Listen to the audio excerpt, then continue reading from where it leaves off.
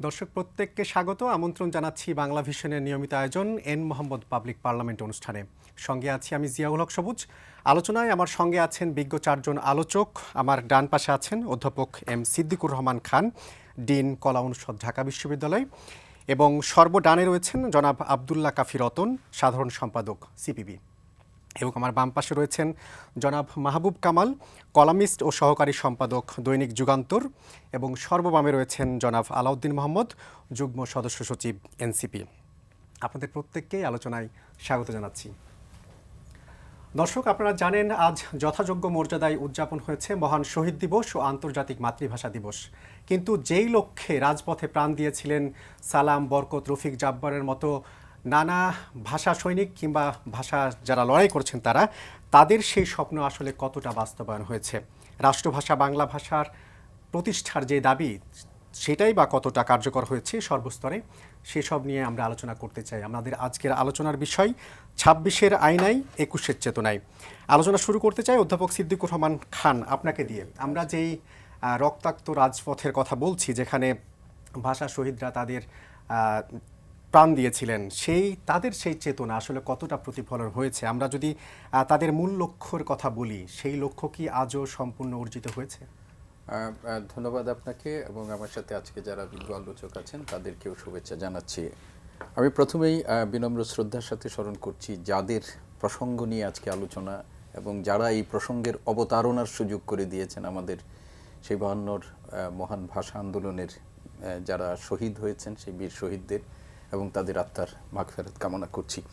আপনি যেমনটা বলছিলেন যে গোটা জাতি আজকে ১৯৫২ সালের রাষ্ট্রভাষা আন্দোলনের আত্মোৎসর্গকারী বীর শহীদদের প্রতি গতকাল রাত থেকেই তারা শ্রদ্ধা নিবেদন শুরু করেছেন এবং প্রতি বছরের মতো এই বছরও রাত ১২টা ১ মিনিটে মহামান্য রাষ্ট্রপতি এবং প্রধানমন্ত্রীর শহীদ মিনারে শ্রদ্ধা নিবেদনের মধ্য দিয়ে এই আনুষ্ঠানিক কার্যক্রম শুরু হয়। এবং এইবার আরেকটা বিষয়ে আমরা দেখেছি যে বাংলাদেশ জামাতে ইসলামীর যিনি আমির এবং বিরোধী দলের যিনি নেতা জাতীয় সংসদে, তিনিও এবং তার সাথে তার জোটের এরাও ফুল দিয়ে শ্রদ্ধা নিবেদন করেছেন।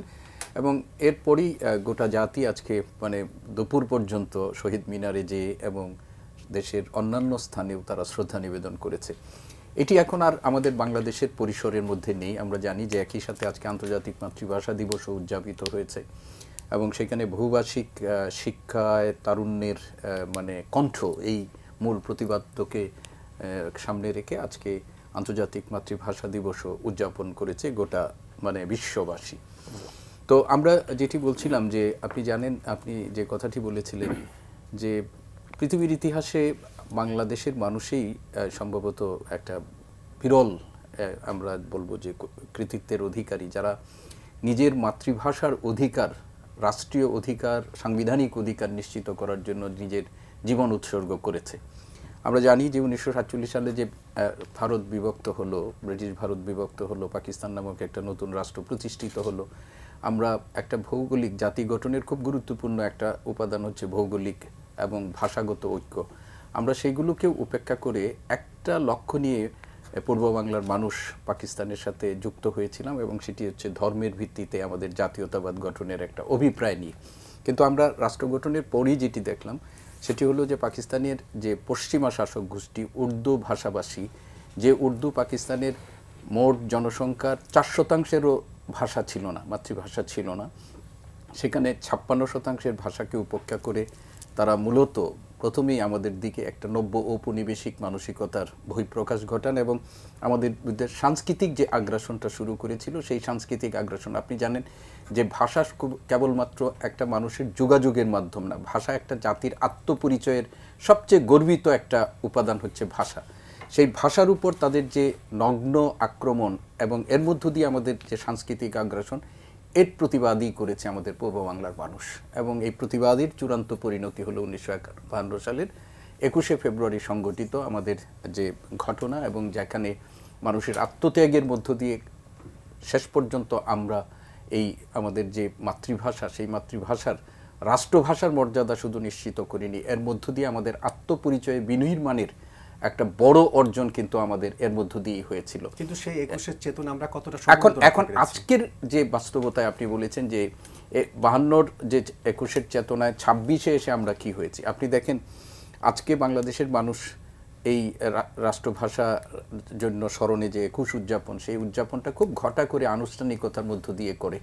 এবং আমি এই যে বসে আছি দেখেন আমার গায়ের যে পোশাকটা, সেই পোশাকের মধ্যেও কিন্তু 21-এর প্রতিফলন আছে। এবং আপনি গোটা শহীদ মিনারে দেখবেন যে মানুষ অনেক ইয়ার সাথে মানে খুবই মানে একটা ফেস্টিভ মোডে এসে তারা এটাকে উদযাপন করে শহীদের। কিন্তু এই ফেস্টিভ মোডের সাথে এখন আমাদের একটা বাণিজ্যের সম্পর্ক যুক্ত হয়ে গেছে। কিন্তু এর অন্তর্নিহিত চেতনার যে জায়গাটা, যে জন্য আত্মত্যাগ, যে ভাষার জন্য মানুষের এই এত আত্মত্যাগের জায়গা, সেই ভাষাটা যদি আজকে আমরা কিভাবে ব্যবহার করছি, আমাদের কি অবস্থান, সেটা যদি আপনি এবং এই চেতনার যে জায়গাটা, যে একটা অসাম্প্রদায়িক চেতনা নিয়ে একটা নিজেদের একটা জাতীয় পরিচয়, এবং সেই জাতীয় পরিচয়ের ভিত্তিতে আমাদের মুক্তি সংগ্রাম, স্বাধীন সার্বভৌম বাংলাদেশ নামক একটা রাষ্ট্র প্রতিষ্ঠা, যে রাষ্ট্র একটা গণতান্ত্রিক চেতনায় উদ্বুদ্ধ হবে, যেখানে বৈষম্য থাকবে না, একটা শোষণহীন সমাজ প্রতিষ্ঠা হবে। এটা শুধুমাত্র রাষ্ট্রভাষার এই চেতনা কিন্তু কেবলমাত্র আমাদের রাষ্ট্রভাষার যে মানে একটা ব্যবহারের মধ্যেই সীমাবদ্ধ ছিল না। আমাদের জাতীয় পরিচয়ের সাথে সাথে আমাদের মুক্তি সংগ্রাম আমাদের নতুন পরিচয়ের একটা নিয়ামক হিসেবে প্রতিষ্ঠিত হয়েছিল। কিন্তু আজকে যদি আমরা এসে এখানে দাঁড়াই, তাহলে এই প্রশ্ন কিন্তুই হবে। এবং আজকে সারাদিন আমরা যে ধরনের বিতর্ক কূটতর্কের মধ্যে আছি, সেই তর্ক দেখে আমার কাছে এটিই মনে হয় যে যারা আত্মত্যাগ করেছিলেন তাদের যে চেতনা, অন্তর্নিহিত চেতনা ছিল, সেটাকে আমরা বাণিজ্যিকীকরণ করেছি, আমরা নানাভাবে ব্যবহার অপব্যবহার করছি। কিন্তু প্রকৃত অর্থে সেই চেতনা খুব বেশি ধারণ করে আমরা সামনের দিকে এগিয়ে যেতে পারছি। এটা আমার, অন্যদের ভিন্ন মত থাকতে পারে, কিন্তু আমার মনে হয় না। জি, আব্দুল্লাহ কাফি রতন, আপনি যদি একটু যোগ করেন, আমরা দেখলাম অভ্যুত্থান পরবর্তী প্রথম নির্বাচিত সরকারের হাত ধরে মহান 21 উদযাপন হলো। এই যে আমরা অনেক কিছুতেই পরিবর্তনের আভাস পাচ্ছি, এই যে প্রশাসনিক বা আইনি ক্ষেত্রে যে বাংলা ভাষার ব্যবহার সর্বস্তরে, সেসব ক্ষেত্রে কি গুণগত কোনো পরিবর্তন ঘটবে? ধন্যবাদ আপনাকে এবং আমার সহ আলোচকদেরকে শুভেচ্ছা। আজকে মহান ভাষা দিবস, শহীদ দিবস আমাদের। আমি সকল শহীদ যারা আমাদের জাতিগত পরিচয়কে ঊর্ধ্বে তুলে ধরতে গিয়ে সেদিন আত্মদান করেছেন, তাদের প্রতি শ্রদ্ধা এবং কৃতজ্ঞতা জানাই। আপনার প্রশ্নে যাওয়ার আগে আজকেই বলবো যে গতকাল, আজকে রাতেই, এখনও দিন শেষ হয় নাই, যেই ঘটনাগুলি ঘটলো, দুইটা ঘটনা ঘটেছে। একটা হচ্ছে যে যারা শহীদ মিনারে ফুল দেওয়াকে গত 52 সালের পর থেকে হলো নাজায়েজ বলছিল বা শিরক বলছিল, তাদের পক্ষ থেকে গতকালকে ফুল দেওয়া হয়েছে, শ্রদ্ধাঞ্জলি জানানো হয়েছে। এবং এটা কতটা অন্তর থেকে করা হয়েছে, কতটা দাপ্তরিক, সেটা তার বক্তব্যের মধ্যেই বোঝা গেছে। তাদের অন্তর এক কথা বলেছে, আর যিনি বিরোধী দলের নেতা হয়েছেন তিনি তার কর্তব্য পালন করতে গিয়েছেন, রাষ্ট্রীয় আচার পালন করতে গিয়েছেন। কিন্তু আমি খুব আশ্চর্য হয়ে খেয়াল করলাম যে দেশের প্রধানমন্ত্রী তিনি যে কাজটা করেছেন, সেটা কিন্তু আমাদের 52 সালের পর থেকে এটা ইতিহাস, ঐতিহ্য এবং সংস্কৃতির বিপরীতে গিয়ে তিনি এই কাজটা করেছেন। এখানে মাহবুব কামাল ভাই আছেন, তিনি প্রথিতযশা সাংবাদিক, তিনি হয়তো এই বিষয়ে আরও বলবেন। আমার মনে আছে আমি ছাত্র আন্দোলনে যোগদান করার পরে 83 সালের পরে এরশাদ চেষ্টা করেছিলেন শহীদ মিনারে আলপনা আঁকা যাবে না, সেখানে মিলাদ মাহফিলের করার চেষ্টা করেছিলেন। কিন্তু সেই সময় ছাত্ররা যারা ঢাকা বিশ্ববিদ্যালয়ে পড়তো বা এরশাদ স্বৈরাচার বিরোধী ছাত্র আন্দোলনের সাথে যুক্ত ছিল, আপনার ছাত্র সংগ্রাম পরিষদ, এমনকি সেই সময় ছাত্র দলের নেতৃত্বাধীন 7টি ছাত্র সংগঠন, তারাও কিন্তু এটার প্রতিবাদ করেছিলেন। এরশাদ ওই ঘটনার পর আর কোনোদিন সাহস করে নাই শহীদ মিনারে যেতে, তার প্রধানমন্ত্রী ওইখানে হলো লাঞ্ছিত হয়েছিল। সুতরাং গতকালকে যেই ঘটনাটা হলো, আপনি ফুল দিতে গিয়েছেন, সেটা এক একটা জায়গার এক একটা, আপনি মসজিদ মন্দিরে যাবেন, সেখানে প্রার্থনা করবেন, শহীদ মিনারে যাবেন, সেখানে আপনি শ্রদ্ধাঞ্জলি জানাবেন। শ্রদ্ধাঞ্জলি জানানোর পরে যেভাবে মিলাদ মাহফিলের মতো করে দোয়া মাহফিল করা হলো, এবং সেইটা আমার মনে হয় যে আপনি যেই পরিবর্তনের কথা বলছিলেন, আমি সেই পরিবর্তনের কোনো সম্ভাবনা দেখছি না। বরঞ্চ যেটা কখনো ঘটে নাই, এমনকি তার পিতা, তার মাতা আমাদের দেশের প্রধানমন্ত্রী, রাষ্ট্রপতি ছিলেন, তাদের আমলেও তারাও কিন্তু এই কাজটা করেন নাই। ফলে আমি জানি না কাকে দেখানোর জন্য বা কাকে সন্তুষ্ট করার জন্য এই ধরনের ইতিহাস, ঐতিহ্য, সংস্কৃতি বিবর্জিতভাবে সেখানে দোয়া মাহফিল করা হলো। সেটার আমি আজকের এই ইয়ে থেকে প্রতিবাদ জানিয়ে রাখছি। জনাব রতন, আমি কি মাঝখানে একটু যোগ করতে পারি যে এখানে হয়তো এর আগে কখনো এরকম কিছু ঘটেনি, কিন্তু কারোর জন্য বিধি আত্মার মাগফিরাত কামনায় দোয়া তো করা যেতেই পারে। মসজিদে করা যেতে পারে, মন্দিরে করা যেতে পারে, গির্জায় করা যেতে পারে, প্যাগোডায় করা যেতে পারে, করবেন। এটা তো আগেও ছিল যে আপনি শহীদদের মানে মাগফিরাত কামনার জন্য আপনি ধর্মীয় উপাসনালয়ে আপনি মিলাদ মাহফিল করবেন বা অন্যভাবে অন্য আচার করবেন, কিন্তু যেটা সংস্কৃতির মধ্যেই ছিল না। এবং এটা মানতে হবে যে এই যে লড়াইটা হলো, সেই লড়াইটার মধ্যে কিন্তু জনাব তারেক রহমান একটা সেকুলার জায়গায় দাঁড়িয়ে, হ্যাঁ, তিনি হচ্ছে লড়াই করেছিলেন। এবং ৭১-এর পরাজিত শক্তি, দক্ষিণপন্থী প্রতিক্রিয়াশীল শক্তির বিরুদ্ধে তিনি লড়াই করেছিলেন। লড়াই করে তিনি জয়লাভ করেছেন এবং জনগণ তাকে দু হাত ভরে দিয়েছে, 2/3 আসন তাকে দিয়েছে। আমরা আস্ফালন দেখেছি না, যারা মানে ধর্মীয় এবং স্বীকার করেছেন। গতকালকে আজকেই আমি ইউটিউবে দেখলাম এবং শফিক সাহেব স্বীকার করেছেন যে তাদের দল একটা ধর্মীয় দল। সুতরাং এই ধর্মীয় দলগুলির বিরুদ্ধে দাঁড়িয়ে কিন্তু তারেক রহমানকে মানুষ জয়লাভ করেছে, বিজয় দিয়েছে। ফলে আজকে আমরা যে আমাদের জনগণের যে প্রত্যাশা, আপনার 12 কোটি ভোটারের যে প্রত্যাশা, সেই প্রত্যাশার জায়গায় তো তিনি থাকলেন না। এবং আমরা বাংলা ভাষার চর্চার কথা বলছি, বাংলা ভাষাকে বিকশিত করার কথা বলছি। শুধু বাংলা ভাষা না, এটা মাতৃভাষা। বাংলাদেশে বাঙালি ছাড়াও আরও অনেক জাতিগোষ্ঠী বসবাস করে, 40-45টা জাতিগোষ্ঠী বসবাস করে। তাদের মাতৃভাষায় শিক্ষা লাভের অধিকার, সেটা প্রতিষ্ঠা করা কিন্তু একটা বিশাল বিষয়। কারণ আমরা কেন লড়াই করেছি আমাদের, এটা অনেকেই শুনে আশ্চর্য হয় যে 14ই আগস্ট 1947 সালে আমাদের প্রথম স্বাধীনতা আসে।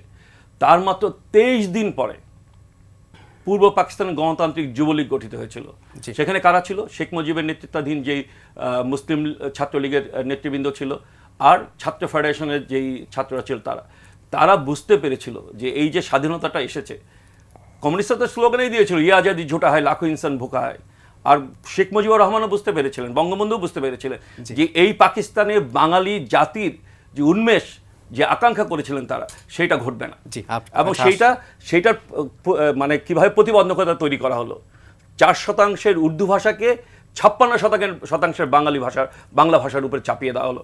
এবং তারা বুঝতে পেরেছে এটার মধ্যে দিয়ে তাদের যে বিকাশ, তরুণরা, তৎকালীন পূর্ব পাকিস্তানের মুসলিম তরুণরা বুঝতে পেরেছিল যে, এবং বাঙালি তরুণরা বুঝতে পেরেছিল তাদের বিকাশ এখানে স্তব্ধ হয়ে যাবে। সেই জন্য ভাষা আন্দোলন তৈরি হয়েছিল। জি, জনাব মাহবুব কামাল, আপনিও যদি যোগ করতে চান। আমরা দেখেছি জামাত প্রথমবার মতো 21-এর প্রথম প্রহরে গিয়ে ফুল দিয়েছে। আমরা দেখেছি বিএনপির দলনেতা এবং আমার নতুন বাংলাদেশের নতুন প্রধানমন্ত্রী, তিনিও সেখানে ফুল দিয়েছেন এবং একসাথে দোয়া করেছেন। আপনি কি জনাব রতনের মতো আপনিও মনে করেন কিনা কাউকে সন্তুষ্ট করার জন্যই আসলে এ ধরনের দোয়া করা হয়েছে? আমি রতনের বক্তব্যের সাথে টোটালি একমত। বাংলাদেশে ধর্মকে রাজনীতির স্বার্থে ব্যবহার করার যে প্রবণতা, সেখান থেকে তারেক রহমান বের হয়ে আসতে পারেননি। যাক, এটা নিয়ে উনি বলছেন, আমার আর অতিরিক্ত কিছু বলবো না। মানে আপনার তো সময় কম, অনেক তো বিষয় আছে। দেখেন, আজকে শহীদ দিবস, তারপরেও আমি মানে বাংলা ভাষার জন্য শহীদ হয়েছে, তারপরও আমি ইংরেজি বাংলা মিলিয়ে কথা বলবো। কারণ আছে। কারণটা হচ্ছে যে আমি যত ভাষাই, এটা ঠিক, আমি যত ভাষাই জানি না কেন, বাংলা মানে আমার মাতৃভাষাটা আমার বেসিক, এটা আমার হৃদয়ের ভাষা। আর অন্যান্য ভাষাগুলো আমার মাথার ভাষা। একটা হৃদয়ের ভাষা আর একটা মাথার ভাষা। যেমন আপনি যদি আমাকে ইংরেজিতে কিছু বলেন, আমি বুঝবো, মাথা দিয়ে বোঝার চেষ্টা করব। কিন্তু যদি বাংলায় বলেন, তাহলে এটা আবার হৃদয় ছুঁয়ে যাবে। সো একটা বেসিক ডিস্টিংশন আছে। কিন্তু সেই বেসিক ভাষায় কি আমরা ঠিকমতো রপ্ত করছি? সেটা পরে আসছি। তো আমি কেন ইংরেজি বাংলা মিলিয়ে বলবো, সেটা হচ্ছে যে ভাষাগুলোর মধ্যে কিন্তু পারস্পরিক কোনো বিরোধ নেই, বরং একটা ভাষা আর একটা ভাষার কমপ্লিমেন্টারি, সম্পূরক। এবং দুইটা ভাষার মধ্যে কোনো ক্ল্যাশ তো নাই, এরা বন্ধু প্রতিম। যেমন ধরেন, when two flames are put together, they do not quarrel each other, rather they both make a bigger flame. দুইটা আলোকশিখা যদি রাখেন, এরা ঝগড়া করবে না, দুইটা মিলে একটা বড় শিখা জন্ম দিবে। তো দুইটা ভাষা যখন আমি মিক্সচার করব তখন it will make a bigger flame. দুইটাই ভাষা মানেই তো আলো, মানে কি বলে যে আমি যে আলো হিসাবে ধরি আর কি। সো এই মধ্যে কোনো বিরোধ নেই, বরং এই দুইটা মিক্সচার হলে জিনিসটা আরও ভালো হয়। দেখেন, বাংলা ভাষার একটা নিজস্ব অহং আছে, একটা নিজস্ব অহমিকা আছে, একটা যাত্রাভিমান আছে। শুধু বাংলাদেশে না, আপনি ভারতেও বাংলা ভাষা ভিত্তিক আন্দোলন হয়েছে, শহীদ হয়েছে, জানেন কিছু? সেটা হচ্ছে, প্রথমত আমি বলি, অবিভক্ত বিহারের একটা জেলা আছে, ওখানকার লোকজন বাংলা ভাষাভাষী, যেখানে আমরা প্রায় 30 কোটি বাংলা ভাষাভাষী বলে থাকি, একটা অংশ সেখানে ওখানে হিন্দি ভাষা চাপিয়ে দেওয়ার চেষ্টা হয়েছিল। ওরা আন্দোলন করে ওরা পশ্চিমবঙ্গের যে পুরুলিয়া জেলা সেটার সাথে অন্তর্ভুক্ত হয়ে তারা বাংলা ভাষা চর্চা করতেছে, মানে ওখানে আর হিন্দির আগ্রাসন থেকে তারা রক্ষা পেয়েছে আর কি আন্দোলন করে। ওয়ান্স এগেইন ইন আসামে আপনার বাঙালি যারা আছে তাদের উপর অসমীয়া ভাষা চাপিয়ে দেওয়ার চেষ্টা হয়েছে এবং তারা আন্দোলন করছে। প্রায় 11 জন না 10 জন তারা শহীদ হয়েছে, এবং তারা এখন আপনার বাংলা ভাষায় চর্চা করছে, তারা শিক্ষার্থীকে সব বাংলায়। সো বাংলা ভাষার একটা নিজস্ব যাত্রাভিমান আছে, এটার একটা অহং আছে, হ্যাঁ। এবং বাংলা ভাষাভাষীরা আসলে আমরা প্রাউড ফিল করতে পারি, এত সুইট একটা ভাষা। এবং মানে দেখেন, বাংলা ভাষা নিয়ে আপনি তো কতক্ষণের মানে আপনার যে অনুষ্ঠান আমি জানি না, দেখেন বাংলা ভাষা এমন একটা ভাষা, যেমন লক্ষ্মী না, আমরা বলছি এই লক্ষ্মী মেয়ে, এই লক্ষ্মীর কিন্তু কোনো ইংরেজি নাই, ঠিক আছে? আপনি বড়জোর বলতে পারেন ডার্লিং, কিন্তু it does not, perfect word, it can go nearer to it, কিন্তু এইটা আপনাকে it cannot denote the original essence, তাই না? এবং বাংলা ভাষা অনুবাদ করা কিন্তু খুব কঠিন। আপনি ইংরেজি ভাষা অনুবাদ করতে পারবেন, যেমন ধরেন অনেক আছে না, ইংরেজিতে আমরা অনুবাদ করছি, কিন্তু বাংলা ভাষা যেমন ধরেন আমার মন যে কেমন করে, আপনি এটা ইংরেজি কী করবেন? মাই হার্ট ব্লিডস, হয় না, ঠিক আছে? অথবা ধরেন আমার হৃদয়ের গহীন গহীন, মানে কি বলে, হৃদয়ের গহীনে, আপনি যদি বলেন দি ডিপেস্ট কর্নার অফ হার্ট, এটা হয় না কিন্তু। অথবা ধরেন ফর এক্সাম্পল, যেমন ধরেন যে সৈয়দ শামসুল হকের জাগো বাহে কণ্ঠে সবাই, এটা আপনি কি অনুবাদ করবেন? পারবেন না এটা। ফলে বাংলা ভাষার এত সুইট এবং এত, আমি একটা ছোট উদাহরণ দিই, যেমন ধর রবার্ট ফ্রস্ট, না, Robert frost is American national poet, তার একটা কবিতা আছে কি, ট্রিজ অ্যাট উইন্ডো, এই কি বলে যে জানলার পাশে বৃক্ষ। তো ওইটার লাইন হচ্ছে, প্রথম লাইনটা হচ্ছে trees at my windows my sash is lowered when, মানে এইটা। কিন্তু দেখেন আবার কাজী নজরুল ইসলামের যে বাতায়ন পাশে গোবাক তরু শাড়ি, দেখেন কত সুইট লাগতেছে, একই জিনিস কিন্তু, হ্যাঁ। তো ওই রবার্ট ফার্স্ট, ওইটা আমি মজা পাই না, হ্যাঁ। এই যে ট্রিজ অ্যাট উইন্ডো, মনে একটা কি, মানে কিছু সাধারণ কথা ইংরেজি অনুবাদ করে দিছে, কিন্তু কবিতার যে একটা রিদম, হ্যাঁ, কবিতার যে একটা ছন্দময় ব্যাপার আছে, এইটা ওইটা পাই না আমি। ফলে এটা একটা খুব রিচ ভাষা, হ্যাঁ। এবং এটার জন্য আমরা খুব গর্ব করি, আমি পার্সোনালি খুব গর্ব করি। এবং ধরেন যে এটা ইন্টারন্যাশনালি রিকগনাইজড, কারণ আপনি রবীন্দ্রনাথ ঠাকুর তো আপনার পাইছে। আমরা ব্যবহারিক দিক নিয়ে আলোচনা করব। আলাউদ্দিন মোহাম্মদ, আপনি যদি একটু যোগ করেন, আমরা দেখছি শহীদ দিবস উদযাপন নিয়ে তরুণদের মধ্যে বেশ আগ্রহ দেখা যাচ্ছে, কিন্তু এই যে বিশ্বায়নের এই যুগে এসে মাতৃভাষা শিক্ষা কিংবা এর ব্যবহারে শিক্ষার্থীদের মধ্যে তেমন কি প্রবণতা বা তেমন কি আগ্রহ সেভাবে দেখছেন? আপনার অভিজ্ঞতা কি বলে? আপনাকে ধন্যবাদ। আমি আসলে কামাল ভাইয়ের খুব নান্দনিক আলোচনা শুনছিলাম, এটা থেকে আবার হুট করে এসে ব্যবহারিক দিক দিয়ে, মানে মূল জায়গাটা হলো যে মাতৃভাষার জন্য তো আসলে আন্দোলন হয় নাই, আন্দোলন হয়েছে মাতৃভাষার রাষ্ট্রভাষার স্বীকৃতির জন্য। কিন্তু আমরা আসলে এই অর্ধশতক ধরে একটা বিষয় দেখছি, অর্ধশতক তার চেয়ে বেশি, যেটা যে পুরো সময়টাই, যে বিশেষ করে স্বাধীনতার পর সরকার আসছে, সরকার গিয়েছে, আপনার এটা উদযাপন হয়েছে, এটা নিয়ে রাজনীতি হয়েছে, এটা নিয়ে আমরা যেভাবে বাঙালি জাতীয়তাবাদের ভিত্তি স্থাপিত হয়েছে বলে আমরা এটাকে মানে একেবারে একটা অন্য জায়গা নিয়ে গিয়েছি, কিন্তু কখন রাষ্ট্রভাষা কিন্তু হাত দেই নাই। রাষ্ট্রভাষাটা রয়ে গিয়েছে এলিটদের রাষ্ট্রভাষা, এবং রাষ্ট্রভাষা না, শুধুমাত্র রাষ্ট্রের যে দাপ্তরিক ভাবে যে ভাষার ব্যবহার, সেখানে আমরা কখনোই আসলে আদালত থেকে শুরু করে আপনার সচিবালয় কিংবা আপনার এখানকার যেই উচ্চ মানের যে প্রতিষ্ঠানগুলো, এগুলো কিন্তু ইংরেজির যেই আপনার ধারা সেটা থেকে বের হয়ে আসতে পারে নাই।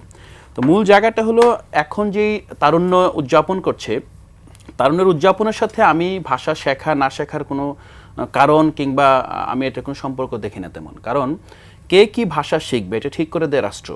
হ্যাঁ, আপনি শিক্ষানীতি করছেন, আপনার প্রতিষ্ঠানগুলো কিভাবে পরিচালিত করছেন, আপনি কোন ভাষাকে পুরস্কৃত করছেন, কোনটাকে তিরস্কৃত করছেন, কোনটাকে আপনি মূল্যবান করছেন, কোনটাকে আপনি মূল্যহীন করছেন, এটা কিন্তু আপনার যারা ব্যবহারকারী তাদের সিদ্ধান্তের মধ্যে পড়ে না। এটা সিদ্ধান্ত হলো যে রাষ্ট্র আসলে কিভাবে এটাকে মূল্যায়ন করছে। না, আমরা কিন্তু কোনো চাকরিতে যান, সরকারি হোক বেসরকারি যাক, ইংরেজিতে ইমেল লিখতে পারে কিনা, ইংরেজিতে চিঠি লিখতে পারে কিনা, ইংরেজিতে মনের ভাব ব্যক্ত করতে পারে কিনা, যখন এইটাকে আপনি মূল্যায়নের মাপকাঠি হিসেবে ধরে নেন এবং মনে করেন যে এটাতে তুমি বেশি মূল্যায়িত হবে, স্বাভাবিকভাবে তরুণরা আপনার ইংরেজি শেখার দিকে ঝুঁকবে। পাশাপাশি বৈশ্বিক যে আপনার বাজার আছে, যে বাজারে আসলে আমরা যে বাজারের অংশ, আমাদের অর্থনীতি যেভাবে কানেক্টেড, সেখানে কিন্তু আমরা সত্যিকার অর্থেই বাংলাকে আপনার বৈশ্বিক যে মাধ্যমগুলো আছে, বাংলা এখন পর্যন্ত আপনি দেখেন যে আপনি যদি মোবাইলে আমরা বাংলা লিখতে যাই না, কিংবা যে প্রযুক্তির সাথে যে ভাষার যে সম্পর্ক, যতটা আপনি ইজিলি ইংরেজি কিংবা আরবি, আপনি ধরেন আরবি নিয়ে কথা বললে আমাদের ইয়ে হবে, বাট আরবি ভাষায় ওদের মোবাইলের ভিতরে আপনার কোনো ইংরেজি লাগেই না। আপনি আরব দেশগুলো দেখেন এত বেশি আপডেটেড, আপনি যদি iOS দেখেন কিংবা অ্যান্ড্রয়েড দেখেন, কিন্তু আমরা কিন্তু বাংলা ভাষার সাথে iOS অ্যান্ড্রয়েডের কিংবা কোনো গ্লোবাল অ্যাপসের বড় আপনার মার্কেট ওরিয়েন্টেড তো একটা আছেই, স্টেট ওয়াইজে কিন্তু তেমন সম্পর্ক দেখতে পাই না। আমরা দীর্ঘদিন ধরে যে বাংলাটা আমরা সিলেক্ট করি কিবোর্ডে গিয়ে, সেটা কিন্তু ঢাকার বাংলা না, আপনি দেখবেন যে সেটাও কিন্তু কলকাতার বাংলা।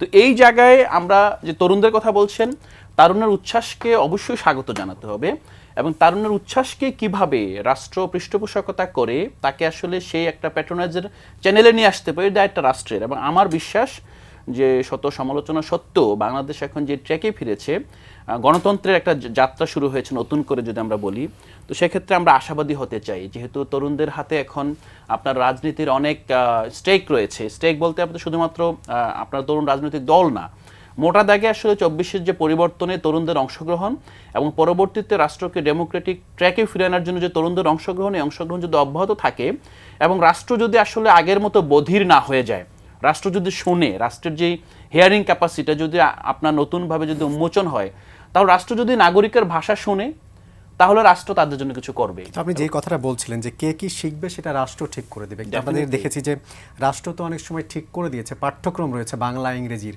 কিন্তু সেইভাবে কি আমরা আসলে এগোতে পারছি না?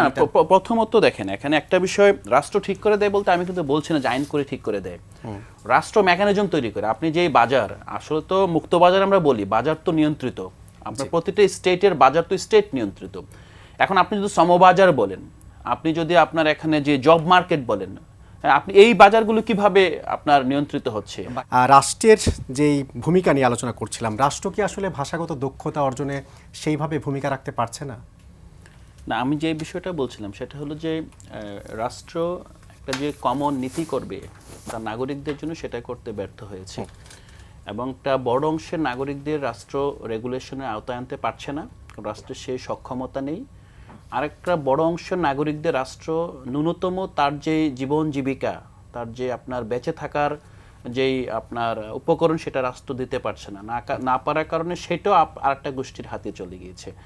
আর মধ্যবর্তী পর্যায়ে যারা আছেন, হ্যাঁ, তাদেরকে নিয়ে রাষ্ট্র ভাবছেন, কিন্তু তারা তো পড়ে গিয়েছে আসলে আপনার একটা ফ্যাসাদের ভিতরে। কারণ আপনি তাকে হয়তোবা সে চাইতেছে আপার মোবিলাইজেশন, যেটাকে আপনি নিয়ন্ত্রণ করতে পারছেন না, আপনি তাকে সেই রেসের মধ্যে ঢুকিয়ে দিয়েছেন, জব মার্কেটে তাকে কম্পিট করতে হচ্ছে তাদের সাথে।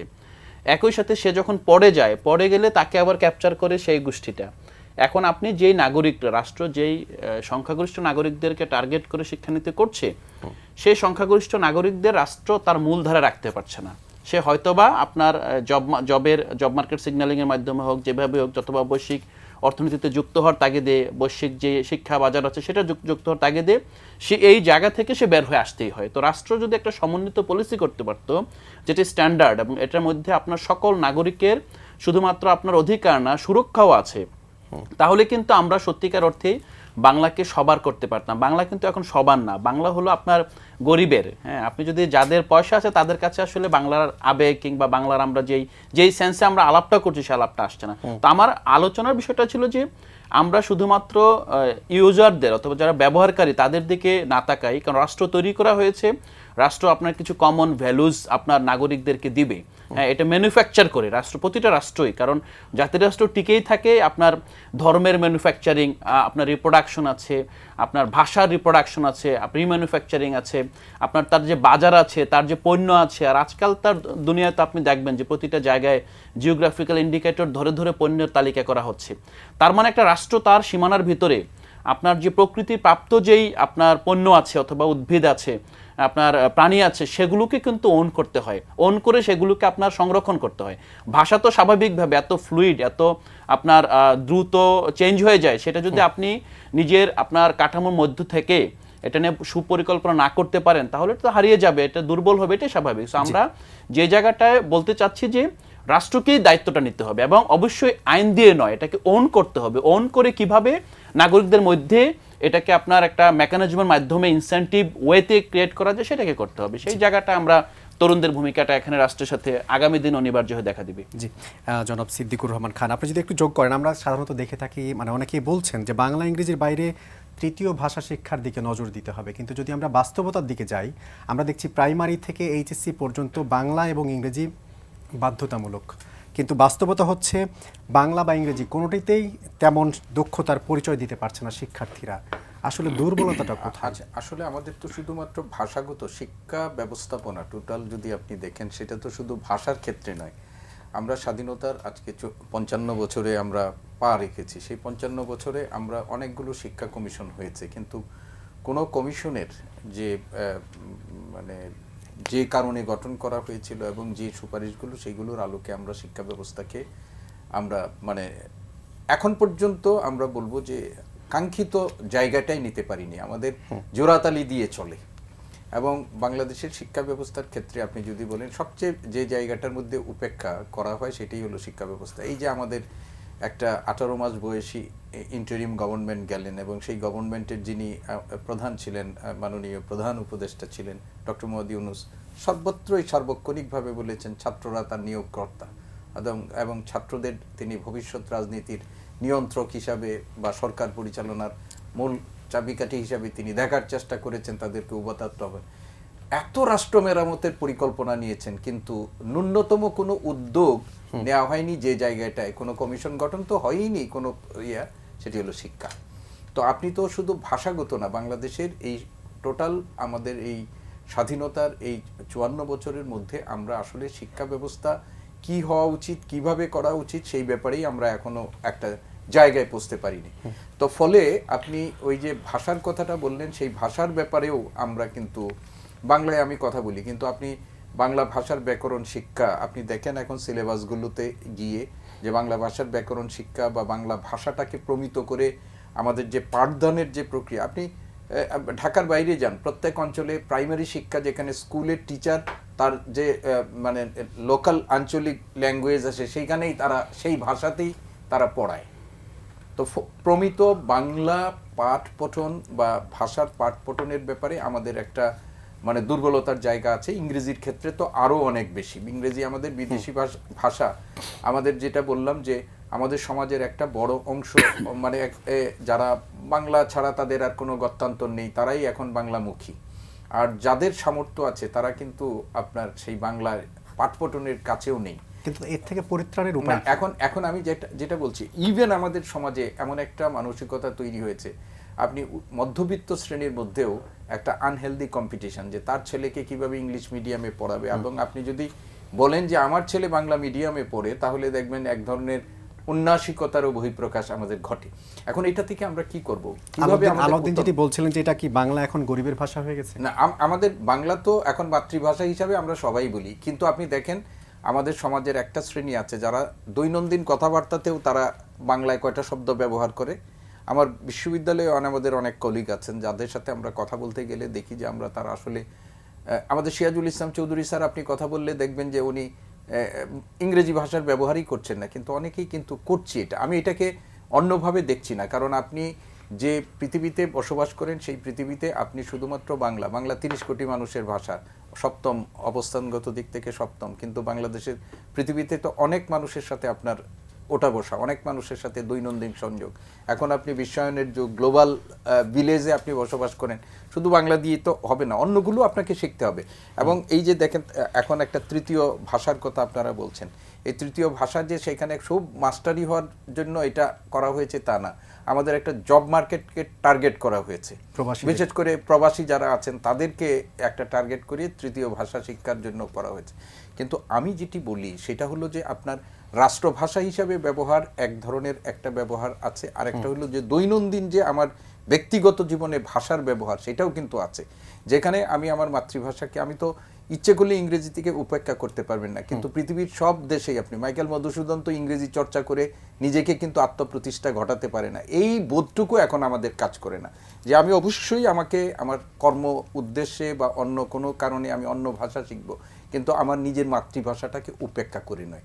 আমাদের এখানে যেটা এখন চলছে সেটা হলো মাতৃভাষার চর্চার উপেক্ষা, এক ধরনের উপেক্ষা, এবং যেটি আমাদের কাছে একটা আপত্তির জায়গা, যে আমাদের এইটাকে আপনি উপেক্ষা করলে হবে না। পৃথিবীর সব দেশের মানুষই দেখবেন যে তারা নিজের মাতৃভাষাকে তারা গুরুত্ব দেয় এবং আন্তর্জাতিক ভাষাটাকেও যেটি ইয়ে করে সেটাও হয়, যেটা আমার দেশে এখন হচ্ছে না। আর যেটি বলছেন যে তরুণদের মধ্যে আগ্রহ বাড়ছে এই একদিনের আনুষ্ঠানিকতায়, এই আগ্রহটা অনেক বাড়ছে, কিন্তু আপনি শহীদ মিনারে ফুল দিতে যাওয়া অনেক তো আপনাদের গণমাধ্যমে দেখি, তাকে যখন প্রশ্ন করা হয় সে কেন গেছে এখানে, সেই বিষয়টা কিন্তু একটা মুখস্থ কথা বলে কিন্তু এটার বিষয়টা জানে না। সেইখানেই হচ্ছে আমাদের আজকের যে সমস্যাটা, এইখানেই যে আমরা আমাদের এই যে আপনি ধরেন 74 বছরের আমাদের যে ঘটনা, 73-74 বছরের আমাদের ইতিহাস, সেই ইতিহাসে আমাদের যে লম্বা সময়টা পাড়ি দিয়ে আমাদের এই ভাষা পৃথিবীতে তো অনেক ঝুঁকিপূর্ণ ভাষা হয়ে গেছে। একটু আগে উনি বলেছিলেন যে আমাদের বোধহয় মাহবুব ভাই, যে আমাদের দেশে তো অন্য জাতিগোষ্ঠী আছে, সেই জাতিগোষ্ঠীর ভাষা আপনি গিয়ে দেখেন তো পাহাড়ে কোনো একটা শিক্ষার্থীকে এখন আপনি তার যে ভাষা আছে সেই ভাষায় শিক্ষার ব্যাপারে সে আগ্রহী হবে না, হয়তো বলবে যে আমি প্রাথমিক পর্যন্ত কিছু পড়তে পারি, কারণ না সেও যাইতে চাইবে যে ভাষা সে জানে যে তার এই মাতৃভাষায় শিক্ষা দিয়ে সে ভবিষ্যতে কিছু করতে পারবে না। ফলে ভাষার সাথে যেহেতু একটা জীবিকার সম্পর্ক আছে, সেই জীবিকার সম্পর্কের কারণেও কিন্তু মানুষের অনেক কিছু হয়, কিন্তু আমরা সবকিছুই বলো জীবিকাকে উপেক্ষা করার কোনো সুযোগ নেই, কিন্তু নিজের আত্মপরিচয়, নিজের জায়গার সেটাকে মানে বাদ দিয়ে না। জি, জনাব রতন আপনার কাছে আসবো, কিন্তু তার আগে মাহবুব কামাল আপনার কাছে শুনতে চাই, এই যে যেই কথাটা বলা হচ্ছে বাংলা ভাষা চর্চার ক্ষেত্রে উপেক্ষা করা হচ্ছে, আমরা যদি জানি যে অনেক ক্ষেত্রেই ভাষা শিক্ষা কি শুধুই পরীক্ষা পাশের বিষয় হয়ে দাঁড়াচ্ছে কিনা, মানে আমাদের দুর্বলতাটা কোথায়, আমরা আসলে এই দুইটা জায়গাকে এক করতে পারছি না কেন? বলছি ও আগের টার্মে ওইটা আমি এটা হচ্ছে পরাণের গহীন ভিতরে, হ্যাঁ, এটার ইংরেজি ডিপেস্ট কর্নার অফ হার্ট হয় না, পরাণেরটা ভুলে গেছিলাম। যাই হোক, এই আপনার এই প্রশ্নের উত্তর একটু একাডেমিক হয়ে যাবে, টোটালি একাডেমিক হয়ে যাবে। সেটা হচ্ছে আর্লি 90s-এ ইউনেস্কো একটা স্টাডি করছিল 14টা দেশের উপরে, 14টা under developed country, Asia, Africa, Latin America, including Bangladesh, 91-এ। তোরা স্টাডিতে দেখলো the average merit level of Bangladeshi students is much higher, হ্যাঁ, অন্য দেশের ছাত্রছাত্রীদের চাইতে, ছেলেমেয়েদের চাইতে। বাংলাদেশের ছাত্রছাত্রীদের মেরিট লেভেল ভালো, অ্যাপটিটিউড ভালো, আইকিউ ভালো, কিন্তু এদের মেরিট লেভেল ওই 13টা দেশের ছাত্রছাত্রীর চেয়ে বেশি হওয়া সত্ত্বেও ওই 13টা দেশের ছাত্রছাত্রীরা 3 থেকে 5টা ভাষা শেখে, কিন্তু বাংলাদেশের ছাত্রছাত্রীরা বাংলা ভাষাটাও, মাতৃভাষাটাও ঠিকমতো শিখতে পারে না। কারণটা কি তারা দেখলো, তখন ওরা স্টাডিতে দেখলো যে 3টা কারণ দায়ী। এই যে আমরা মাতৃভাষাটাও ঠিকমতো শিখতে পারি না, আর ওরা মেরিট লেভেল কম হওয়া সত্ত্বেও 3 থেকে 5টা ভাষা শেখে। তারা 3টা কারণ দেখাইলো। প্রথম কারণটা হচ্ছে টিচার স্টুডেন্ট রেশিও, ঠিক আছে? In Bangladesh, in primary level 100 students are taught by a teacher, and in those 13 countries 25 students are taught by a teacher. রেশিওটা 1:25, 1:100. সো যেহেতু 100 স্টুডেন্টকে পড়াচ্ছে একটা teacher, there is always a chaotic situation in the classroom. There is a general empathy in the class, no report, no communication. মানে টিচারদের follow করতে পারতেছে না, কেউ আছে এই সেই ইত্যাদি, এবং উইকারদেরকে আপলিফ্ট করা যাচ্ছে না, কারণ পার্সন টু মানে Personal contact, পার্সন যেতে গেলে সময় নাই, ফলে তারা সবসময় একটা কি বলে যে শিক্ষকের কাছ থেকে প্রপার শিক্ষাটা পায় না, ইন্ডিভিজুয়াল কেয়ারটা হচ্ছে না, উইকার আপলিফটেড হচ্ছে না, প্লাস হচ্ছে অলওয়েজ একটা ক্যাওয়াস এর মধ্যে। সেকেন্ড, তারা বললো বাংলাদেশের এক্সামিনেশন সিস্টেম ইজ ডিফেক্টিভ, এবং যেহেতু এক্সামিনেশন সিস্টেম ডিফেক্টিভ, সুতরাং লার্নিং মেথডটা ডিফেক্টিভ হতে বাধ্য, কারণ লার্নিং মেথডটা এক্সামিনেশন সিস্টেমকে ফলো করে, ঠিক আছে? কারণ পরীক্ষা যেভাবে হবে, ক্লাসে তো পড়ানো হবে সেভাবেই, তাই না? ফলে এই এক্সামিনেশন সিস্টেম ডিফেক্টিভ হলে লার্নিং মেথডে ডিফেক্ট হয়ে গেছে। কীরকম ডিফেক্টিভ? আমি ওই মাস 4 আগে আমি ফিনল্যান্ডে ছিলাম। ফিনল্যান্ডের education system is the best in the world. আমি দেখলাম যে মানে আসলে এই যে হোয়াইটরা মানে কেন এত বেশি উন্নত, হ্যাঁ, মানে এটা মারাত্মক ব্যাপার আর কি। তাদের শিক্ষক শিক্ষার্থী অনুপাত কেমন? অনুপাত ওই যে এরকম অনুপাত, শুধু এইটা না, ওদের এটা তো আপনার সময় নাই, এই সময় হলে আমি এটা ডিটেল বলতে পারতাম। এই ফিনল্যান্ডের শিক্ষা ব্যবস্থা আপনি সার্চ দিয়ে দেখেন, এটা বেস্ট ইন দ্য ওয়ার্ল্ড। তো কীরকম এটা আমাদের এখানে ডিফেক্টিভ কী করানো হয় এক্সামিনেশন সিস্টেমে, সেটা হচ্ছে এখানে মুখস্থ করানো হয়, আপনার অ্যানালিটিক্যাল মাইন্ড তৈরির কোনো চেষ্টা হয় না, এবং একটা বিষয়ের মধ্যে যে ইমোশনালি অ্যাটাচড হওয়া, হ্যাঁ, এটার মধ্যে যে ইনভলভড হওয়া, হ্যাঁ, এইটা হয় না। সবসময় তারা মুখস্থর তালে থাকে। ওই দেখেন না, জিপিএ 5 পাইছে, হ্যাঁ, মুখস্থ করে জিপিএ 5 পাইছে, এবং ওইসব দেশে কিন্তু আপনার এই মান যাচাইয়ের ব্যাপারটা কিন্তু আমাদের মতো না। ওখানে একটা এন্টায়ার ইভ্যালুয়েশন হয়, হ্যাঁ, আপনি পরীক্ষায় কত পাইলে ইট লিটল ম্যাটার্স, ঠিক আছে? তো ফলে এটা মুখস্থ বিদ্যার কারণে অ্যানালিটিক্যাল মেইনটেইন হয় না ইত্যাদি, এবং এটা স্টেরিওটাইপড হয়ে যায় আর কি, হ্যাঁ, স্টেরিওটাইপড হয়ে যায়, এবং ধরেন যে এটা একটা কি মেশিন হয়, he becomes no more than a human being, becomes a he or she becomes a machine আর কি, হ্যাঁ, পড়তেছে এই ইয়ে। তো এটা একটা। থার্ড, তারা বলতেছে যে আমাদের দেশের সোশিও ইকোনমিক স্ট্রাকচারটা হচ্ছে একটা দায়ী। সোশিও ইকোনমিক, যেহেতু আমাদের দারিদ্র হওয়ার কারণে ড্রপ আউট হয়, প্লাস হচ্ছে একটা ছেলে স্কুলে মানে পড়তেছে, আবার বাসায় এসে সে যে ওটা ফলো করবে, তার বাসায় এসে তাকে গৃহস্থলী কাজ করতে হচ্ছে, অথবা বাবাকে হেল্প করতে, গ্রামীণ পর্যায়ে বলতেছি, পারিবারিক কাজে তাকে ব্যবহার করা হচ্ছে। তারপরে গার্ডিয়ানরা সচেতন না, অশিক্ষিত হওয়ার কারণে, সো তারা প্রপার কেয়ার নেয় না। সো একটা সোশিও ইকোনমিক স্ট্রাকচারটা তাদের একটা মানে প্রপার গ্রোথের জন্য একটা বড় বাধা। তো মেইন কথাটা যেটা হচ্ছে, আমি যে বাংলা ভাষাটা শিখবো, মাতৃভাষা শিখবো, আমাকে তো এটার সাথে ইমোশনালি অ্যাটাচড হইতে হবে, যে this is my mother tongue, এবং এইটা দেখেন, আপনি যখন বাংলায় কথা বলেন তখন আপনি কিন্তু স্বতঃস্ফূর্ত হয়ে আপনি চিন্তাটাও করেন বাংলায়, কিন্তু যখন আপনি একটা বিদেশি ভাষায় কথা বলবেন, আপনি কিন্তু প্রথমে চিন্তা করবেন বাংলায়, তারপর ওটাকে ট্রান্সলেট করবেন, অন্তর এবং মাথার সম্পর্ক। Unless you are a English medium student. English medium student ছোটোকাল থেকে যেহেতু এটা পড়ে, সো তারা ইংরেজিতেই চিন্তা করে। বাট আপনি যদি বাংলা মিডিয়ামের ছাত্র হন, তাহলে কিন্তু আপনাকে প্রথমে বাংলায় চিন্তা করতে হবে। ইংলিশ মিডিয়ামে তো উল্টোও হয়, যে অনেক সময় বাংলাকে তারা মাথায় নেয়, বাংলা মাথায় নিয়ে ট্রান্সলেট করে তারপর ইংলিশে যেটা হয়। তো ফলে, এবং অনুবাদ সম্পর্কে একটা কথা আছে, অনুবাদ হচ্ছে নারীদের মতো, একটু রস করি, বিশ্বস্ত হলে সুন্দরী হয় না, সুন্দরী হলে বিশ্বস্ত হয় না। আপনি যদি ওয়ার্ড ফর ওয়ার্ড ট্রান্সলেট করেন, এইটার এসেন্স আসবে না, আবার এসেন্স আনতে গেলে আপনি ওয়ার্ড ফর ওয়ার্ড হবে না। So you have to miss, যে কোনো একটা মিস করতে হবে।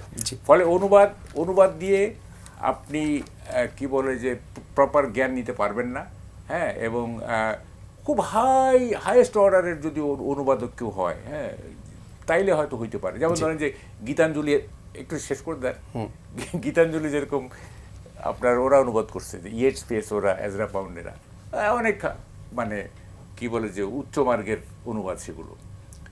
তো এখন এই যে আমরা কেন শিখতে পারি, প্রথম কথা হচ্ছে যে মাদার টাং এইটা মাতৃদুগ্ধের মতো একটা ব্যাপার। মাতৃদুগ্ধ যেরকম আমাদের পুষ্টি দেয়, মাদার টাংটাও আমাদের মানে কি বলে যে ভাষা মানে প্রকাশ, এক্সপ্রেশনের জন্য সেরকম একটা প্রয়োজনীয়, মানে প্রপার এক্সপ্রেশনের জন্য এটার কোনো বিকল্প নেই। তো ফলে এইটা বুঝতে হবে। তো আমরা তো স্কুলে যাই, করি কি পরীক্ষায় পাশ করার জন্য, কিছু ব্যাকরণ পড়লাম, কিছু গল্প কবিতা মুখস্থ করলাম, এই করলাম, অনেক ক্ষেত্রে মুখস্থ বিদ্যার মতো হয়ে যাচ্ছে। জি, আর জনাব রতন, আপনার কাছে এই বিষয়ে আসতে চাইবো যে এই যে আমরা বাংলা ভাষা চর্চার ক্ষেত্রে আসলে দুর্বলতাটা কোথায়, এটা যে যোগ করেন। আরেকটি প্রশ্ন করতে চাই আপনাকে যে আজকে দেখেছি আমরা ভাষা আন্দোলনে ইতিহাস বিকৃতির অভিযোগ তুলেছে জামাত, এটা আসলে কিভাবে দেখছেন? ধন্যবাদ আপনাকে। এখানে আমাদের ঢাকা বিশ্ববিদ্যালয়ের আর্টস ফ্যাকাল্টির ডিন স্যার আছেন। তা আমি জাস্ট আমার ঢাকা বিশ্ববিদ্যালয়ে পড়াকালীন একটা স্মৃতি বলতে চাই আর কি। আমাদের ইকোনমিক্স ডিপার্টমেন্টে তখন আমি ইকোনমিক্সের ছাত্র, হাইয়েস্ট যারা উপরের দিকে থাকতো তারা হলো ইকোনমিক্স পড়তো। একটা ক্লাসে 200 জনের মতো কী বলে ছাত্র ছিল, এবং সেটা মাস্টার্সে গিয়ে তখন আমাদের হলো মানে যারা মাস্টার্স করে আসতেছে মানে অনার্স করে আসতেছে কলেজ থেকে তারা আসতেছে, যারা পাস কোর্স করে আসছে তারাও আসতেছে। 300-350 মতো করে ছাত্র একটা ক্লাসে আমাদের ছিল। লেকচার থিয়েটার, যারা Dhaka university experience, lecture theatre আমাদের ক্লাস হতো। স্যারের কণ্ঠস্বরও শোনা যেত না, তখন মাইক সিস্টেমও ছিল না, ফলে স্যার মানে বললেও শেষের বেঞ্চ থেকে হলো কেউ শুনতে পেত না। তো ফলে ওইখানে কী বলে আপনার শিক্ষার তো খুবই খারাপ অবস্থা। আরেকটা কথা আমি বলতে চাই, আমরা যখন ইন্টারমিডিয়েট পাশ করে গেলাম, আমরা প্রথম 12টা সাবজেক্টের পরীক্ষা দিয়ে গেলাম। অনার্সে গিয়ে ফার্স্ট ইয়ারে আমার মাত্র একটা সাবজেক্ট, সুতরাং আমার তো পড়াশোনা করার দরকার নাই, আমি ঘুরে টুরে ফিরে হলো চলতাম। আর যে সাবসিডিয়ারি, এটা তো সবারই আমার কাছে এক্সপিরিয়েন্স, সাবসিডিয়ারি কেউ গুরুত্বই দিত না। এবং সাবসিডিয়ারি তো আপনার হলো মানে আগের দিন রাতে পরীক্ষা দিয়ে সবাই পাশ করতো। মানে এটাই ইন্টারেস্টিং যে মানে একটা সাবজেক্ট আমরা পাশ করতেছি 2 দিন 3 দিন 4 দিন পরে আমরা সাবসিডিয়ারি পাশ করে ফেলতেছি। ফলে এই যে মেথড অফ মানে লার্নিং বা মেথড অফ সেইটার একটা ত্রুটি আছে, ভাষার কোনো ত্রুটি নাই। আর আমি মাহবাব বলছেন যে কবিতার ক্ষেত্রে এটা ঠিক যে অনুবাদ করলে যেটা হারিয়ে যায় সেটাই আসলে কবিতা। কিন্তু আপনি জন ম্যানহাট কেইন্সের বই বাংলা অনুবাদ করা, তারপরে হচ্ছে হলো আপনার গলবেরথের বই বাংলা অনুবাদ করা, সেটা তো কোনো বিষয় না, কিন্তু সেই কাজটা কিন্তু বাংলাদেশে কখনোই হয় নাই। আর পাঠ্যসূচির যে বই, এটা অনেক দেশে আমি শুনেছি, ইন্ডিয়াতে কলকাতাতেও বা ধরেন চীনে একটা যদি বড় ধরনের পাঠ্য বই তৈরি হয়, মানে খুব ওয়ার্ল্ড স্ট্যান্ডার্ড বই, সেটা 6 মাসের মধ্যে হলো সেই বইটা হলো সেই দেশের ল্যাঙ্গুয়েজে অনুবাদ হয়ে যাচ্ছে। আমি দেখেন, আমি ঢাকা ইউনিভার্সিটিতে ইকোনমিক্সে, আলাউদ্দিনও ইকোনমিক্সে, সুতরাং আমরা মানে ইংলিশে পরীক্ষা না দিলে আমাদের মানে 45% মার্ক পাওয়াটা আমাদের জন্য কঠিন ছিল। তাহলে আপনি যে ভাষা আন্দোলন করে লাভ কী হলো যদি আপনার দেশের ছাত্ররা বাংলা ভাষায় পড়াশোনা করতে না পারে? ঠিক আছে, ইংরেজি আমি বলি যে 8ম শ্রেণী পর্যন্ত মাতৃভাষা আমরা ছাত্র ইউনিয়ন থেকে দাবি করতাম সবসময় যে 8ম শ্রেণী পর্যন্ত মাতৃভাষা। 8ম শ্রেণী মানে হচ্ছে প্রাথমিক শিক্ষা। সেটা কিছুদিন আগে মানে নানা রকম যে শিক্ষা কমিটি হয় তারাও বলছিল যে প্রাথমিক শিক্ষা মানে হচ্ছে 8ম শ্রেণী পর্যন্ত। তারপর আপনি আরেকটা ল্যাঙ্গুয়েজ যুক্ত করেন, তারপর যে ল্যাঙ্গুয়েজে শিখতে চায়, কেউ যদি আরবি শিখতে চায় আরবি শিখবে, কেউ যদি ইংরেজি শিখতে চায় ইংরেজি শিখবে, কেউ যদি ফার্সি শিখতে চায় মানে কেউ ফ্রেঞ্চ শিখতে চায় ফ্রেঞ্চ শিখবে, থার্ড ল্যাঙ্গুয়েজ হিসেবে, সেকেন্ড ল্যাঙ্গুয়েজ হিসেবে বা থার্ড ল্যাঙ্গুয়েজ হিসেবে যেটাই করতে চান। অথবা যদি বলেন যে একটা কমন বৈদেশিক ল্যাঙ্গুয়েজ আমাদের শিখতে হবে, ইংরেজি শিখবে, সঙ্গে একটা থার্ড ল্যাঙ্গুয়েজ শিখবে। আপনাকে ইতিহাস বিকৃতির প্রশ্ন করেছিলাম। আরেকটা ঠিক আছে, ইতিহাস বিকৃতি। আজকে দেখলাম যে মানে যখন শফিকুর রহমান এবং তার জামাতের দল, তারা কিন্তু বিরোধী দল হিসাবে ফুল দিয়েছে, জামাতে ইসলাম হিসাবে কিন্তু তারা ফুল দেয়নি। অন্য দল সবাই কিন্তু, তারেক রহমানের দলও কিন্তু বিএনপি হিসাবে ফুল দিয়েছে, বা আমরা আমাদের দল হিসাবে ফুল দিয়েছি। এবং তারা যখন গিয়েছে সমগ্র, আমি দায়িত্ব নিয়ে বলছি, সমগ্র উপস্থিত জনতা তাদেরকে হলো রাজাকার রাজাকার বলে স্লোগান দিয়েছে। মানে সাধারণ মানুষ তাদের উপস্থিতিকে ভালোভাবে নেয় নাই। কিন্তু তাদেরই একটা দল আমি দেখলাম ইউটিউবে যে তারা স্লোগান দিচ্ছে যে গোলাম আজম 47 থেকে 48 সাল পর্যন্ত ডাকসুর জিএস ছিলেন, আর ডাকসুর ভিপে ছিলেন অরবিন্দ বোস, তিনি ছিলেন ছাত্র ফেডারেশনের নেতা। গোলাম আজমের ভাষা আন্দোলন নিয়ে একটা মাত্র হলো পাওয়া যায়, লিয়াকত আলী সাহেবের কাছে একটা মেমোরেন্ডাম দেওয়া। কিন্তু যেই ঘটনাটা ভাষা আন্দোলনের সূচনা করেছিল সম্ভবত 11ই মার্চ 1948 সালে নো বলে যেই আওয়াজ উঠেছিল, প্রথমে হলো সোহরাওয়ার্দী উদ্যানে, এখনকার রেসকোর্স ময়দান সোহরাওয়ার্দী উদ্যান, তারপরে পরের দিন হচ্ছে হলো ঢাকা বিশ্ববিদ্যালয়ের কার্জন হলে, সেইখানে গোলাম আজমের কোনো অস্তিত্বই নেই। সুতরাং গোলাম আজম নিজেকে দাবি করে হচ্ছে হলো মানে আপনার ভাষা আন্দোলনকারী হিসাবে। উনি স্বাধীন বাংলাদেশে তিনি পত্রিকায় সম্ভবত এটা বিচিত্রায় সাক্ষাৎকার দিয়ে বলেছিলেন যে ভাষা আন্দোলনে অংশগ্রহণ করে আমি ভুল করেছিলাম, সুতরাং যেই লোকটা তার একটা মাত্র ঘটনা পাকিস্তানে গিয়ে সেটাকে অস্বীকার করে, তাকে ভাষা আন্দোলন বা ভাষা সংগ্রামী বা ভাষা সৈনিক বলার কোনো প্রয়োজন বাঙালি জাতি মনে করে না। জি, আমরা আলোচনার একেবারে শেষ পর্যায়ে আছি, প্রত্যেকের 1 মিনিট করে শুনতে চাই। মোহাম্মদ আলাউদ্দিন মোহাম্মদ, আপনি যদি একটু যোগ করেন, যে আমরা দেখছি ডিজিটাল যুগে আসলে এই বাংলা ভাষার প্রতি স্টুডেন্টদের যদি আকৃষ্ট করতে চাই, করণীয় কি? এখানে করণীয়ের ভিতরে আমাদের মনে হয় যে তরুণরা স্বউদ্যোগে বাংলা ভাষায়, আপনি যদি বলেন জেনজির যে ল্যাঙ্গুয়েজ, নতুন যেভাবে র্যাপ সং হচ্ছে, আপনি যদি কবিতাও বলেন, তারা কিন্তু তাদের মতো করে চর্চা করছে। কিন্তু এখানে আমরা একটা মানে মান ঠিক করে রেখেছি যে এটার মধ্যে না আসলে আমরা এটাকে স্বীকৃতি দেই না। আমার মনে হয় প্রথমত আপনার ভাষার ক্ষেত্রে স্বীকৃতি দিতে হবে। আজকে আরেকটা অপ্রয়োজনীয় বিতর্ক দেখা দিয়েছে। বাংলা ভাষা তো একটা প্রবহমান স্রোতের মধ্যে আছে, এটা একটা জীবিত ভাষা, এটা প্রতিনিয়তই অন্য ভাষাকে অ্যাডপ্ট করছে, আবার তার মধ্য থেকে অনেক ভাষা, অনেক শব্দ হারিয়ে যাচ্ছে। কিন্তু এই যে অপ্রয়োজনীয় বিতর্ক, এইগুলোর মাধ্যমে কি হচ্ছে, আমরা মনে করছি যে আমরা হয়তো বা একটা একভাষিক দেশ হলে আমরা এই বাংলাকে আরো সমৃদ্ধ করতে পারবো, কিন্তু ঘটনাটা কিন্তু এমন না। আসলে আপনি একটা ভাষাকে যখনই, যেটা মাহবুব ভাইও বললো, যেটা দুটা ফ্লেমের মতো, অন্য ভাষার সংস্পর্শে আসবে তখনই কিন্তু ভাষা সমৃদ্ধ হবে। আমরা যে বাংলাদেশে শিক্ষা প্রতিষ্ঠানগুলোকে যেভাবে আপনার মানে অপ্রয়োজনীয় বাংলায়ন করেছে, আপনি ধরুন ঢাকা বিশ্ববিদ্যালয়ে রতন ভাই যথাযথই বলেছে যে আমরা কখনোই কিন্তু বাংলাদেশ স্টাডিজ কোর্সও আমরা ইংরেজিতেই পরীক্ষা দিয়েছি। কিন্তু এখানে যখন আপনি একজন রেজিস্ট্রার বিল্ডিংয়ে যাবেন, সেখানে কিন্তু অনিবার্যভাবে কোনো বাংলার পাশাপাশি ইংরেজি কোনো ফর্ম নেই। হ্যাঁ, এখানে যারা বিদেশি স্টুডেন্ট আসে তারা তাদের বন্ধুদের সহযোগিতা নিয়ে ফর্ম পূরণ করতে হয়, পরীক্ষার ফর্ম কিংবা রেজিস্ট্রেশন ফর্ম, যে কোনো ধরনের ফর্ম আছে। সো আমাদের এখানে রাষ্ট্রের জায়গা থেকে বড় কোনো ভিশন নাই যে আমরা আসলে ভাষাটা নিয়ে কী করব। আমরা আসলে পুরো মোটা দাগে আমাদের একবিংশ শতাব্দীতে আমরা এখন মাঝ পর্যায়ে চলে আসছি। এই শতাব্দীর জন্য ডিমান্ডটা কি, আসলে রাষ্ট্র আসলে কোন জায়গায়, আমরা যে 100 বছর পরে বাংলাকে কোথায় দেখতে চাই, এটা কি এই জায়গা থেকে ভাবি? যদি এই ভিশন না থাকে তাহলে আমরা এই ছোট ছোট জায়গায় পলিসি ঠিক করতে পারবো না। আপনি লাস্টলি যেটা বলবো, শেষ করতে হবে। তরুণদের জায়গায় তরুণরা তাদের মতো করে বাংলা চর্চা করছে, এবং সেটাকে আপনি বাংলা ভাষার প্রবাহের মধ্যে আমাদের মনে হয় যে মানে আমরা রাস্তাটাকে এভিনিউ করি, এভিনিউ করলে এটার ভিতরে অনেকগুলো ল্যান্ড থাকবে, সবাই এখানে পাবে এবং বাংলাটা আরো সমৃদ্ধ হবে। মাহবুব কামাল, আপনি যদি 1 মিনিট একটু যোগ করেন, যে এই যে সর্বস্তরে বাংলার ভাষার প্রচলন কিংবা বাংলা ভাষা শিক্ষার্থীদের আকৃষ্ট করতে আসলে রাষ্ট্রীয় উদ্যোগ দরকার বলে মনে করেন? না, এখানে সমস্যাটা বলতে হবে আগে। দেখেন, আমাদের যে কালচারাল হেরিটেজ না, এবং আমাদের লিঙ্গুইস্টিক হেরিটেজ যেটা, এইটাকে রিপ্লেস করার একটা চেষ্টা চলতেছে বাই ইসলামিক কালচার এবং ইসলামিক মানে কিছু শব্দ ব্যবহার করে। যেমন ধরেন, আপনি তো এখন যেদিন খেয়াল করবেন কতগুলি শব্দ কিন্তু জনপ্রিয় করার চেষ্টা হচ্ছে। ইনসাফ একটা, ইনকিলাব একটা, তারপরে ধরেন আজাদি একটা, হ্যাঁ, এসব হচ্ছে। তারপরে ধরেন যে আমাদের যে, দেখেন আমাদের তো 3টা পরিচয় না, আপনার আমার সবারই আমাদের 3টা পরিচয়। প্রথমত হচ্ছে আমরা হচ্ছে কি বলে বাঙালি, দ্বিতীয় হচ্ছে আমরা মুসলমান, তৃতীয় হচ্ছে আমরা সবচেয়ে বড় পরিচয় আমরা হিউম্যান বিইং, তাই না? তো এখন বাঙালি সত্তা এবং মুসলমানের সত্তা দুটো তো আলাদা, তাই না? এইটাকে আপনার মিক্সচার করার তো কোনো দরকার নাই। আমরা যখন ধর্ম পালন করব, হ্যাঁ, ধর্মের বিধান যা আছে সেগুলো আমরা পালন করব। আবার যখন আমরা বাঙালি, তখন আমাদের যে একটা হেরিটেজ আছে, আমাদের যে একটা নিজস্ব কালচার আছে, আমাদের নিজস্ব, সেইটা তো আমরা চর্চা করতে হবে। তো এইটাকে আরেকটা দিয়ে এইটাকে রিপ্লেস করা, হ্যাঁ, এইসব ঢুকানো, হ্যাঁ, ভাষা অ্যাবজর্ব করতে পারে। যেমন ধরো ইংরেজি ভাষা অনেক ফ্রেঞ্চ শব্দ অ্যাবজর্ব করছে তারা, বা জার্মান ভাষায় জার্মান শব্দ অনেক ইংরেজি অ্যাবজর্ব করছে। আমরা যেমন নজরুল ইসলাম, নীলসিয়া আসমান লালে লাল দুনিয়া আম্মা লাল তেরি খুনকিয়া খুনিয়া, একটাও বাংলা শব্দ নাই এই 2 লাইনে, সব বিদেশি শব্দ। আমরা নিতে পারি, রপ্ত করতে পারি, কিন্তু যে টেন্ডেন্সিটা দেখা যাচ্ছে, হ্যাঁ, যে ইনসাফ, আজাদি, তারপর ইনকিলাব, এগুলি একটা ইন্টেনশন খারাপ আমি যা দেখতেছি।